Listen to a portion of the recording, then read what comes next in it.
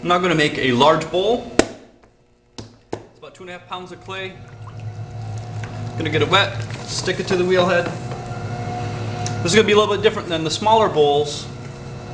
I'm going to open it up and try to get the bottom as narrow and as thin as I can, but still have the inside with a clean, smooth curve. So the center, I'm going to squeeze together. Clay is going to come out of the top of my hands and then cone down.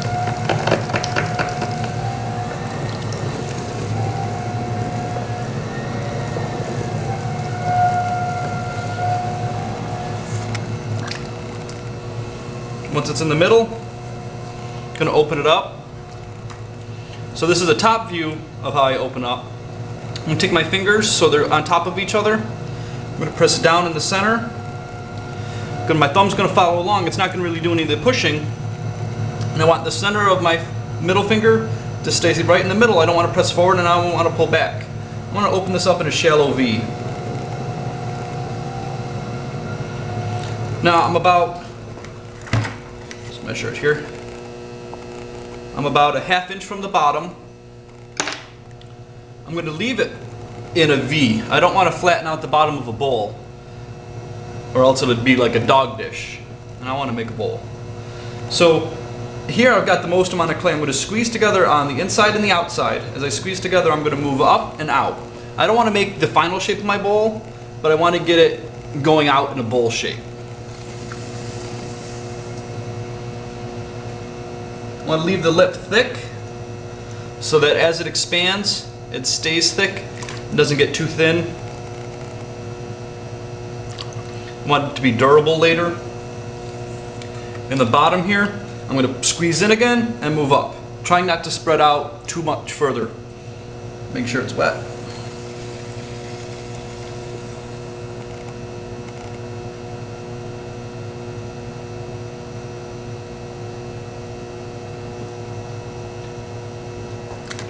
And that's about as thin as I want it.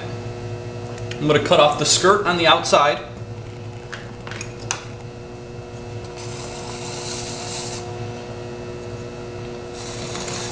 I'm going to remove the slip on the outside, because on the outside I'm not going to actually touch anymore. I might hold my finger underneath the rim to give it a little shape, but all the work is going to be much done on the inside now. This is getting rid of the finger marks and compressing it a little bit so I don't have to work on the outside after, and it'll be less for me to clean up when I trim. On the inside I'm going to get rid of the water.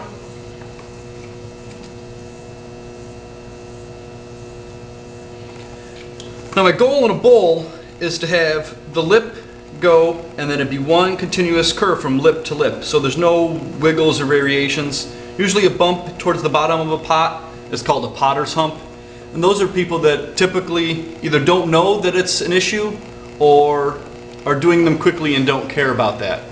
But in terms of craftsmanship, I think it's important that it's one smooth curve. So when you're using it with like a spatula or a spoon, that it's not going over it as you take the food out of it. Also, people have an inclination to put a spiral in the bottom of their plates and bowls.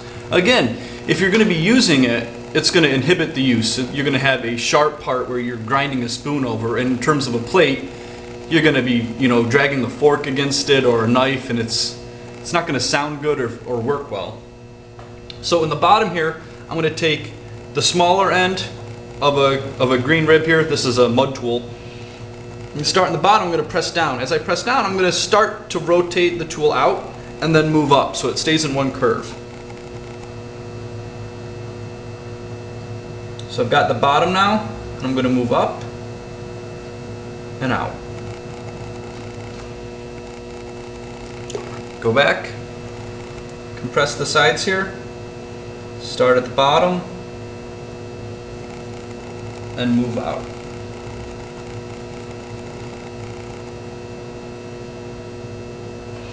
Now, like a bowl that has a little bit of an undercut here, not really big, but so that if something was in it and it got splashed up along the side, it's not going to eject itself out, but it could push it back in. So I'm going to leave that up there a little bit.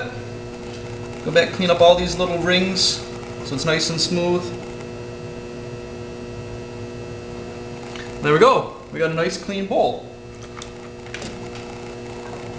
To take a bowl off, I usually wire cut it and leave it on the back. On a bowl that's usually a little bit smaller, you can pick them up. But on this one I'm going to cut in half so you can see the thickness.